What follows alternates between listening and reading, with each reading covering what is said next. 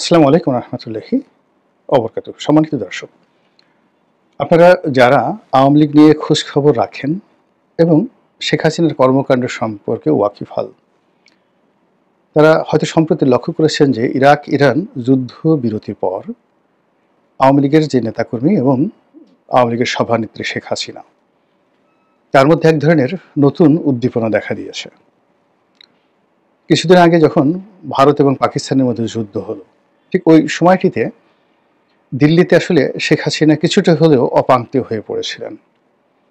এর কারণ হলো দিল্লির যে ব্লকটি শেখ হাসিনার পক্ষে সবসময় সোচ্চার, এমনকি তার ব্যাপারে কংগ্রেস, তৃণমূল কংগ্রেস মানে মমতা ব্যানার্জি, তারা সবাই ঐক্যমত্য। শুধুমাত্র বিহারের দু একটি আঞ্চলিক দল যারা মনে করছে যে শেখ হাসিনাকে বাদ দিয়ে বাংলাদেশের সঙ্গে সম্পর্ক উন্নয়ন ঘটানো উচিত, এবং অনেকে আগামীতে যারা ক্ষমতায় আসবে বিশেষ করে বিএনপির সঙ্গে একটি সম্পর্ক স্থাপন করার জন্য সরকারের উপর নানাভাবে চাপ প্রয়োগ করার চেষ্টা করছে। কিন্তু এখন পর্যন্ত নরেন্দ্র মোদী এবং দেশের প্রধানতম বিরোধী রাজনৈতিক দল কংগ্রেস, তারা শেখ হাসিনা এবং আওয়ামী লীগের ব্যাপারে ঠিক ওইভাবে এক হাট্টা হয়ে আছে যেভাবে ইতিপূর্বে তারা ছিল। ইতিমধ্যে বাংলাদেশের সঙ্গে তাদের যে দ্বিপাক্ষিক সম্পর্ক, সেই সম্পর্কের জায়গাটিতে যে অর্থনৈতিক লেনদেন রয়েছে সেখানে ব্যাপক ঘাটতি লক্ষ্য করা যাচ্ছে। বাংলাদেশ ক্ষতিগ্রস্ত হচ্ছে, তার সঙ্গে সঙ্গে ভারতও ক্ষতিগ্রস্ত হচ্ছে, এবং সারা দুনিয়াতে ভারতের যে ব্যবসা বাণিজ্যে হুমকির মুখে পড়েছে, সেক্ষেত্রে বাংলাদেশের ব্যবসা বাণিজ্যর যে দ্বারটি, এটি নতুন করে আবার উন্মোচন হওয়া তাদের জন্য রীতিমতো জীবন মরণ সমস্যা। তো এরকম একটা বিষয় নিয়ে যখন দ্বিধাগ্রস্ততা চলছে, ঠিক সেই সময়টিতে ভারত এবং পাকিস্তানের যুদ্ধ শুরু হয়ে গেল।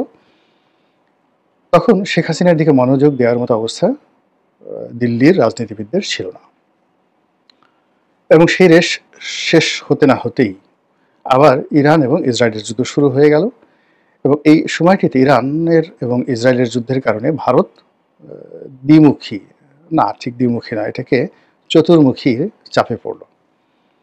চতুর্মুখী চাপ একে বলছি, এর কারণ হলো যে বাংলাদেশের রাজনীতিতে বিএনপি এবং আওয়ামী লীগ, ভারত এবং পাকিস্তান, তাদের যে গুরুত্ব, এই গুরুত্বটা বুঝতে হলে আপনাকে ভূতাত্ত্বিক রাজনীতি বা ভৌগোলিক রাজনীতি এটা বুঝতে হবে।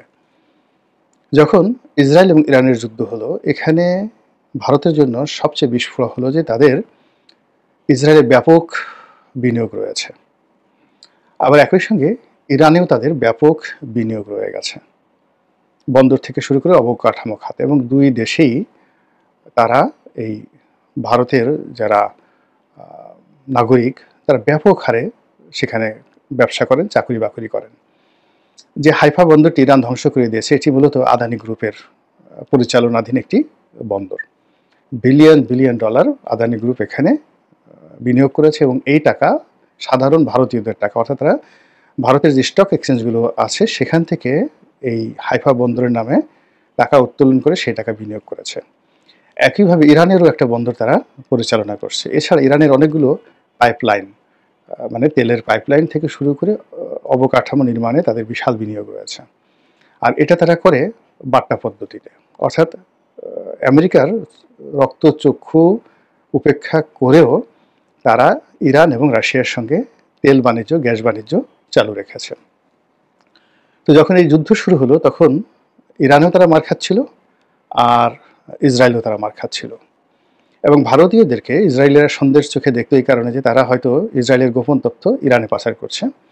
আর ইরানে যে সকল ভারতীয় কাজ করত, তাদেরকে সন্দেহ শুধু নয়, তাদেরকে রীতিমতো ধাওয়ার উপর রেখেছিল ইরানের সাধারণ জনগণ। তো এই যে একটা অবস্থা, সেই অবস্থা দ্বিমুখী, মানে ওখানে তারা ধরা খেলো, এখানে তারা ধরা খেলো। দ্বিতীয়ত এই যুদ্ধে ইরানের পক্ষে সরাসরি আফগানিস্তান এবং পাকিস্তান তারা দাঁড়িয়ে গেছে। তো সেক্ষেত্রে পাকিস্তানের সঙ্গে তাদের যে বিরোধ, সীমান্ত বিরোধ, এটি আগামীতে আরও ভয়ঙ্কর আকার ধারণ করবে। আর ইতিমধ্যে আফগানিস্তানের নতুন সরকার, অর্থাৎ তালেবান সরকারের সঙ্গে একটা সমঝোতামূলক চুক্তি করে তারাও সেখানে কিছু বিনিয়োগ করার জন্য চেষ্টা করে যাচ্ছিল, এবং ইতিমধ্যে হয়তো কিছু বিনিয়োগ তারা করে ফেলেছে। কিন্তু ইরান এবং ইসরায়েলের যখন যুদ্ধ শুরু হয়ে গেল, তখন ওই আফগানিস্তানের এই যুদ্ধ যুদ্ধটি, মানে আফগানিস্তানে ও ইরানের এই যুদ্ধটি, ইসরায়েলের যুদ্ধটি এসে আশ্রয়ে পড়ার উপক্রম হলো। অন্যদিকে তাদের যে দীর্ঘদিনের বন্ধু রাশিয়া, সে রাশিয়াও এখানে জড়িয়ে গেছে। ফলে দেখুন এই যে চতুর্মুখী যে তাদের বিপদ এবং বিপত্তি, সেই বিপদ এবং বিপত্তির মধ্যে আওয়ামী লীগকে নিয়ে, বাংলাদেশকে নিয়ে বা শেখ হাসিনাকে নিয়ে গণনা করার সময় তাদের ছিল না। ফলে ওই সময়টিতে বরং উল্টো কথাবার্তা হচ্ছিল যে কলকাতা থেকে তাদেরকে তাড়িয়ে দেওয়া হবে, দিল্লি থেকে তাদেরকে তাড়িয়ে দেওয়া হবে, এবং অনেকগুলো ভারতীয় মিডিয়া তার সঙ্গে সম্পৃক্ত বাংলাদেশে যারা রয়েছেন তাদের মধ্যেও এক ধরনের এরকম একটা প্রচারণা তারা চালাচ্ছিল যে এই মুহূর্তে দিল্লির নিকট শেখ হাসিনা এবং আওয়ামী লীগের লোকজন রীতিমতো বোঝায় পরিণত হয়েছে। কিন্তু এই যুদ্ধের বিরতি, অর্থাৎ প্রথমে পাকিস্তান এবং ভারতের যুদ্ধের বিরতি এবং ইরান ইসরায়েল যুদ্ধের বিরতির পরে এখন ভারত হাঁপ ছেড়ে বেঁচেছে।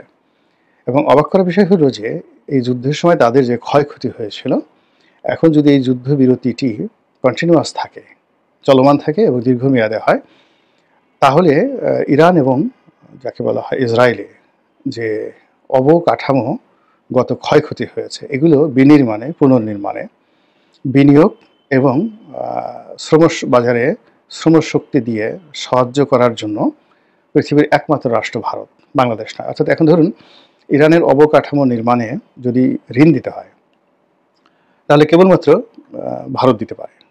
আর ম্যান পাওয়ার দেওয়ার ক্ষেত্রে সেখানে ভারত সঙ্গত কারণেই পারবে। আবার ইসরায়েলে তাদের হয়তো টাকার দরকার হবে না, কিন্তু ইসরায়েলে ম্যান পাওয়ার সরবরাহ করার ক্ষেত্রে ভারত ১ নম্বর তাদের পছন্দের রাষ্ট্র। তো সেই ক্ষেত্রে আগামী ১ বছরে ভারতের যে বিগত দিনে লোকসান হয়েছে, এটি বহুগুণে তাদের লাভে পরিণত হয়ে যাবে, কয়েক গুণ লাভে পরিণত হয়ে যাবে, এবং এইভাবেই ভারতের যে অর্থনীতি সেটা ফোরকাস্ট করা হচ্ছে। এই যে ভারত একটা ব্রিদিং টাইম পেয়েছে, এই ব্রিদিং টাইমটি তারা এখন একেবারে 100% বাংলাদেশের দিকে তারা নিবিষ্ট করবে। এবং আমেরিকাও যে ব্রিদিং টাইমটা পেয়েছে, সেই ব্রিদিং টাইমটা সেই বাংলাদেশে তারা ডুয়েল খেলবে। অর্থাৎ এখন যারা ক্ষমতায় রয়েছেন তাদের মাধ্যমে তাদের স্বার্থ আদায় করার চেষ্টা করবে। আবার অন্যদিকে ভারতের সাথে সম্পর্ক রেখে তাদের যে আওয়ামী লীগ প্রীতি, আমেরিকার যে লবিংটি ছিল, তারাও সেই কাজটি আবার শুরু করেছে, শুরু করবে। এইভাবেই কিন্তু রাজনীতির একটা মেরুকরণ হয়ে যাচ্ছে বাংলাদেশে। এবং সেই মেরুকরণ আপনি বাংলাদেশের সর্বত্রই কিন্তু দেখতে পাচ্ছেন। এখানে যা কিছু হচ্ছে এর কোনো কিছুই বর্তমান সরকারের পক্ষ যাচ্ছে না। এনবিআরের সমস্যা, তারপরে পুলিশের সমস্যা বরং ডে বাই ডে বাড়ছে। আজকে আমি যখন এই ভিডিওটি করছি, সেই সময় দেখলাম যে একদল বিক্ষুব্ধ জনতা তারা খুলনা মেট্রোপলিটন পুলিশ কমিশনারের অফিসে তালা লাগিয়ে দিয়েছে। এই ঘটনা বাংলাদেশের ইতিহাসে কখনো ঘটেনি যে মহানগর পুলিশের অফিসে বা কোনো থানা তালা লাগিয়ে দিয়েছে বিক্ষুব্ধ জনতা। এটা এই মুহূর্তে ঘটছে। তো বিভাগীয় কমিশনারের বা মেট্রোপলিটন পুলিশ কমিশনার, ওখানে তো দুটো, একটা হলো ডিআইজি অফিস যারা খুলনা বিভাগের শহরের বাইরে, আর একটা হলো খুলনা শহরের যত পুলিশি কার্যক্রম যিনি দেখেন তিনি হলেন পুলিশ কমিশনার। তো সেই পুলিশ কমিশনারের কার্যালয়ে তালা লাগিয়ে দেওয়া হয়েছে। সচিবালয়ে বিক্ষোভ চলছে। ঢাকা দক্ষিণ সিটি কর্পোরেশনে মারামারি হয়েছে এরশাদ গ্রুপ এবং সরকারি গ্রুপের মধ্যে। এবং এখানে মানে অবাক করার ব্যাপার হলো যে এরশাদ গ্রুপের সাথে যারা দ্বন্দ্ব এবং সংঘাতে জড়িয়েছে, এখানে যারা আছে তাদের পরিচয় যদি আপনি শুনেন এবং জানেন, তাহলে এরশাদের জন্য আপনার খুব মায়া লাগবে যে একজন তরুণ এবং সম্ভাবনাময় রাজনীতিবিদ এবং এই মুহূর্তে তারুণ্যের আইকন কিভাবে মানে তার রাজনীতিকে চারিদিক থেকে, তার দলের ভিতরে বাইরে সবাই মিলে তার রাজনীতিকে শেষ করে দেওয়ার জন্য যে চক্রান্ত চলছে, এটি তারুণ্যের রাজনীতির পথে একটা বিরাট বাধা। যাই হোক, এই সমস্যাটা চলছে। তার সঙ্গে আন্ডারওয়ার্ল্ড, তার সঙ্গে ব্যাংকিং থেকে শুরু করে অন্যান্য জায়গাতেও সমস্যা আছে। এবং এই সকল সমস্যার সঙ্গে শুধু বাংলাদেশের লোকজন জড়িত তা নয়, দেশের বাইরের লোকজনও জড়িত আছে, এমনকি আওয়ামী লীগও জড়িত রয়েছে। তো সেই কারণে দেখলাম যে গত সেই 48 ঘন্টার মধ্যে শেখ হাসিনার যে ভিডিও অডিও ফুটেজগুলো আমরা দেখতে পাচ্ছি, অর্থাৎ যে বক্তব্যগুলো তিনি দিয়েছেন, নুরুল হুদাকে নিয়ে দিয়েছেন, অর্থাৎ সিসি নুরুল হুদাকে নিয়ে দিয়েছেন, নিজের দলীয় নেতাদের সাথে কিছু কথাবার্তা তিনি বলেছেন, সেখানে দেখলাম যে তিনি আবার ঘুরে দাঁড়ানোর চেষ্টা করছেন। এবং এই যুদ্ধের এই সময়টিতে তিনি যেভাবে চুপচাপ ছিলেন, যুদ্ধ শেষ হওয়ার সঙ্গে সঙ্গে তার মধ্যে এক ধরনের উদ্দীপনা দেখা দিয়েছে। দ্বিতীয়ত হলো যে তার এই উদ্দীপনার সঙ্গে তাল মিলিয়ে আওয়ামী লীগের যে প্রতিষ্ঠা বার্ষিকী ছিল 23 জুন। 23 জুন তারিখে টেস্ট কেসে ঢাকাতে দেখা গেল যে কোনো একটা আওয়ামী লীগ অফিসের মধ্যে কয়েকজন মহিলাকে পাঠানো হয়েছিল, তারা গণপিটুনি খেয়েছে। কিন্তু দেশের বাইরে ব্যাপক যাকে বলা হয় তারা শোডাউন করেছে।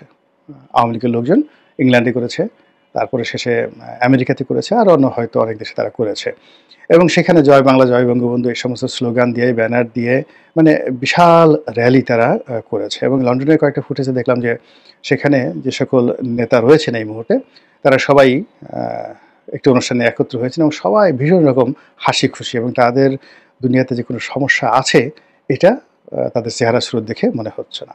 ফলে কি হচ্ছে, এই যে বাংলাদেশে পানি ঘোলা হচ্ছে, রাজনীতির পানি, রাজনীতির মাঠ পিচ্ছিল হচ্ছে, কর্দমাক্ত হচ্ছে। এবং আমরা যারা বাংলাদেশে বসে রাজনীতি করছি, আমাদের জন্য প্রায় প্রতিদিনই একটার পর একটা নতুন উপসর্গ তৈরি হচ্ছে, বিপদ বিপত্তি থেকে শুরু করে আরও অনেক কিছু। আর এসব বিপদ বিপত্তির মধ্যে, এসব ঘোলা পানির মধ্যে, এই সমস্ত কাদামাটির মধ্যে মানে রাজনীতির উৎসব করার জন্য, হোলি খেলার জন্য নির্বাসিত শেখ হাসিনা, স্বেচ্ছায় নির্বাসিত শেখ হাসিনা, পালিয়ে যাওয়া শেখ হাসিনা, অথবা তাকে সসম্মানে বাংলাদেশ থেকে পাঠিয়ে দেওয়া শেখ হাসিনা, যে কথাই বলেন না কেন, তিনি একটা নতুন উদ্দীপনা, তিনি একটা নতুন কর্মপন্থা, তিনি একটি নতুন কৌশল অবলম্বন যে করেছেন, এতে কোনো সন্দেহ নেই। আল্লাহ আমাদের সবাইকে হেদায়েত দান করুন এবং হেফাজত করুন। আসসালামু আলাইকুম ওয়া রাহমাতুল্লাহি ওয়া বারাকাতুহু।